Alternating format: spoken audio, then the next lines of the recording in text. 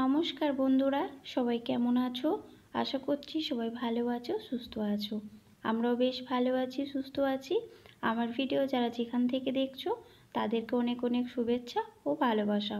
অন্য দিনের মতো আজকেও একটা রেসিপির ভিডিও নিয়ে তোমাদের কাছে হাজির হলাম। তো বন্ধুরা, কেউ স্কিপ না করে ফুল ওয়াচ করে ভিডিওটা দেখো। তোমরা অবশ্যই জানতে পারবে যে আমি কি বানাচ্ছি।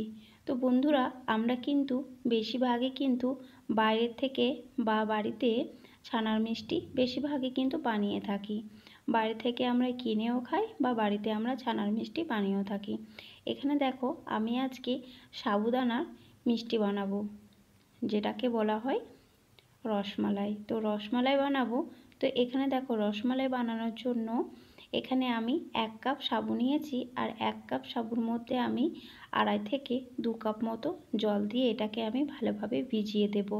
আর এখানে আমি 2 রকম সাবু নিয়েছি, যেহেতু এখানে বড় দানা সাবুটা আমার কম ছিল, তাই ছোট দানা আর বড় দানা মিক্স করে আমি কিন্তু সাবুটা এখানে 1 কাপ নিয়েছি।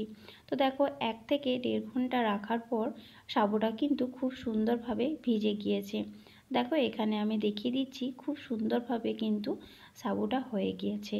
তো এখন আমি ফ্রেশ জল দিয়ে ভালোভাবে সাবুদানাটা ধুয়ে নেব। তারপরে একটা ছাঁকনি দিয়ে ভালোভাবে সাবুদানার জলটাকে ঝরিয়ে নেব, যাতে একটুকুও জল না থাকে। না হলে কিন্তু মাখানোর সময় খুব অসুবিধা হবে, পাতলা হয়ে যেতে পারে, মাখানো হবে না। তো এইভাবে আমি ছাঁকনি দিয়ে এখন ছেঁকে নেব। আর এই ছাঁকনি তো সবারই বাড়িতেই থাকে, তাই না? তো তোমরা দেখো, অবশ্যই এই ভিডিওটা তোমাদের ভালো লাগবে, আর তোমরাও একবার বাড়িতে বানিয়ে ট্রাই করে দেখতে পারো। তো চলো, তোমরা ভিডিওটা দেখতে থাকো।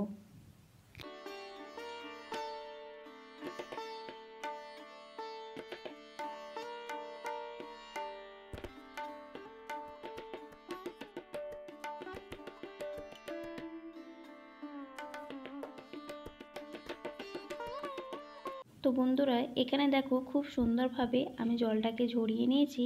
এখন আমি হাত দিয়ে যতটা পারা যায় ততটা আমি এখানে মাখিয়ে নেব। তারপরে আমি মিক্সি বলে একটু আমি পেস্ট করে নিয়েছিলাম, তাহলে ভালোভাবে পেস্ট হয়ে যায়, কোনো এখানে গোটা সাবু থাকবে না। তো চলো, সেটাও তোমাদেরকে একবার দেখিয়ে দিই। তো এই দেখো, খুব সুন্দরভাবে কিন্তু আমি মিক্সিতে একবার পেস্ট করে নিয়েছি। খুব সুন্দরভাবে, খুব সফট হয়েছে। আর এভাবেই দেখো, সফট হতে হবে।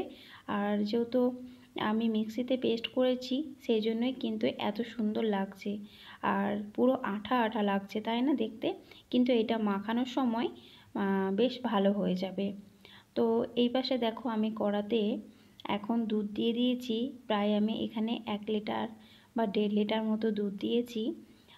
তো এটাকে আমি একটু ভালোভাবে ফুটিয়ে নেব। হালকাভাবে ফুটাবো, খুব ভালোভাবে না ফোটালেও হালকাভাবে আমি এখানে এখন ফুটিয়ে নেব। আর চলো, তোমাদেরকে দেখিয়ে দিই যে আমি কিভাবে রসগোল্লাগুলো আমি বানাচ্ছি। তো প্রথমেই বানানোর আগে কিন্তু হাতে ঘি বা সাদা তেল একটু নিয়ে নিতে হবে। তারপর দেখো, মাখানোর সময় একটুকু হাতে লেগে যাচ্ছিলো, কিন্তু এখন দেখো খুব সুন্দরভাবে কিন্তু রসগোল্লার ডোটা পাকানো হচ্ছে, তোমরা দেখতেই পাচ্ছ। আর খেতে কিন্তু বন্ধুরা অপূর্ব হয়েছিল, বেশ ভালো লেগেছিল। যেহেতু এই প্রথমবার আমি সাবুদানার মিষ্টি বানালাম, তোমরাও বাড়িতে বানিয়ে দেখো। বড় থেকে ছোট সবাই কিন্তু খুব পছন্দ করবে এবং প্রশংসা করবে। তো একদিকে দেখো, আমি মিষ্টি দানাগুলো পাকিয়ে রেখে দিয়েছি।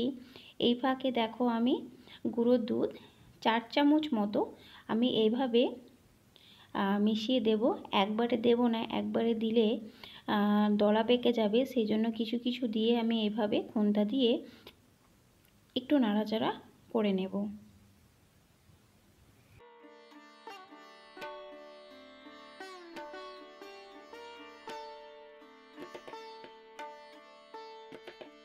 তো একটু নাড়াচাড়া করার পর দেখো, দুধের মধ্যে এখন আমি এই সাবুদানার যে রসগোল্লাগুলো আছে এগুলো আমি এখন দিয়ে দেব। একটা একটা করে সবগুলো আমি দিয়ে দিয়েছি। আর খুন্তা দিয়ে কিন্তু এভাবে নাড়াচাড়া করতে হবে, না হলে কিন্তু কড়ার মধ্যে লেগে যেতে পারে, আর একদমই কিন্তু খেতে ভালো লাগবে না।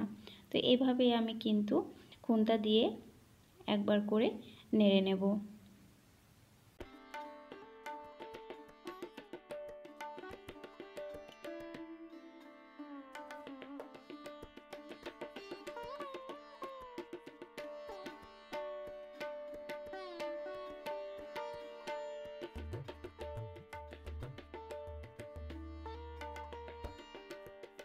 তো বন্ধুরা এই দেখো ফাইনালি অনেকটাই হয়ে এসেছে।